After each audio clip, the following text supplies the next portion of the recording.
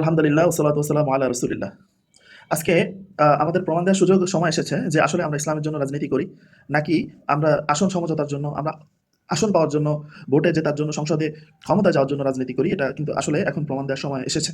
কারণ আজকে যে ৮ টা দল আজকে একত্রিত একত্রিত হয়েছে আসন সমঝোতার জন্য, ইসলামকে ক্ষমতায় নেওয়ার জন্য, সবাই কিন্তু দীর্ঘদিন যাবৎ কমিটমেন্ট করে আসছে যে তারা ইসলামকে ক্ষমতায় নিতে চায়, ইসলামের জন্য তারা রাজনীতি করে। কিন্তু আজকে যখন দেখা যাচ্ছে যে ক্ষমতার ভাগ-বাটোয়ারা নিয়ে অথবা সিটের ভাগ-বাটোয়ারা নিয়ে যখন টানাপোড়েন শুরু হয়েছে, তখন কিন্তু এখানে আসলে সর্বোচ্চ উদারতার পরিচয় সবাই দিতে পারছেন কিনা এটা কিন্তু প্রশ্নবিদ্ধ। হ্যাঁ, কারণ দেখা যাচ্ছে যে কোনো দল সে নিজে একা সে একটা বড় অংশের সে দাবি করছে। আবার অন্যান্য দলগুলাকে সংকীর্ণ করার চেষ্টা করছে। আবার দেখা যাচ্ছে যে ছোট দলগুলো তারাও এমন বড় আসন দাবি করছে যেটাও সম্ভব নয়।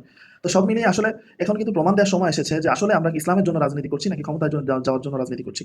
এখানে যতগুলো দল আছে সবাই কিন্তু একটা সুযোগ এসেছে যে দীর্ঘ আমরা শত বছর রাজনীতি করেছি ইসলাম প্রতিষ্ঠার জন্য।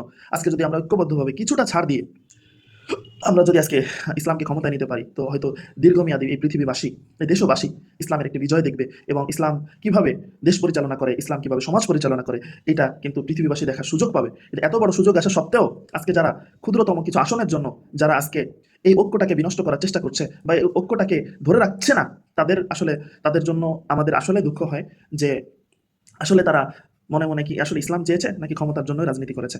এজন্য আমি বলব, প্রত্যেক দলকে বলব যে যার জায়গা থেকে আপনারা ছাড় দেওয়ার মানসিকতা তৈরি করেন। আপনারা যদি আজকে ছাড় না দিতে পারেন, তাহলে দেখা যাবে যে এই ইসলাম প্রতিষ্ঠার স্বপ্ন আবার হয়তো হতে পারে যে শত বছর পিছিয়ে যাবে। এজন্য আপনাদের মনের মধ্যে যদি ইসলামের প্রতি মহাব্বত থাকে, দ্বীনের প্রতি মহাব্বত থাকে, আল্লাহ রাসূল সাল্লাল্লাহু আলাইহি সাল্লামের প্রতি মহাব্বত থাকে, শত বছর ধরে আপনারা যে কোরআনের রাজ কায়েমের কথা বলেছেন, কোরআনের আইন কায়েমের কথা বলেছেন, সেই আইন কায়েম এর জন্য কত মানুষ জীবন দিয়েছে, কত মানুষ রক্ত ঝরিয়েছে, কত মানুষ শহীদ হয়েছে, প্রতিটা দলেই নজির আছে। অথচ আজকে আমরা এই ইসলাম কায়েমের একটা দ্বার প্রান্তে এসে আমরা শুধুমাত্র গুটি কয়েক আসন সমঝোতার জন্য আমরা আজকে যদি ঐক্যবদ্ধ না হতে পারি, তাহলে এই জাতি আমাদেরকে কিন্তু বিশ্বাস করবে না। এই জাতি আমাদেরকে ধিক্কার দিবে, এই জাতি আমাদেরকে থুতু দিবে। সম্মানিত রাজনৈতিক ব্যক্তিবর্গ, সম্মানিত রাজনৈতিক নেতৃবৃন্দের প্রতি আমাদের সাধারণ জনগণের পক্ষ থেকে উদারত আহ্বান থাকবে, দয়া করে আপনারা যার জায়গা থেকে ছাড়ের মানসিকতা তৈরি করেন।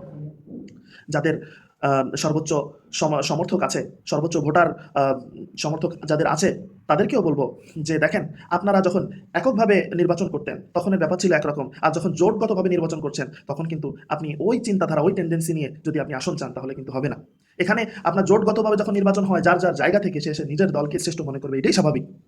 তো সেই জায়গা থেকে আপনি যদি আপনার ভোটের রেশিও অনুযায়ী এখানে যদি আসন চান, তাহলে আপনি ছাড়টা দিলেন কি? আপনার ছাড়ের মানসিকতা, ছাড়ের উদাহরণ তো ওই জায়গা থেকে তৈরি করতে হবে যে আপনার আসন, আপনার ভোট ইসলামের জন্য, আসন ইসলামের জন্য আপনি কিছুটা স্যাক্রিফাইস করলেন। আর স্যাক্রিফাইস মানে কি? সবাই তো ইসলামকেই চাচ্ছে, সবাই তো ইসলামকেই ক্ষমতা আনতে যাচ্ছে।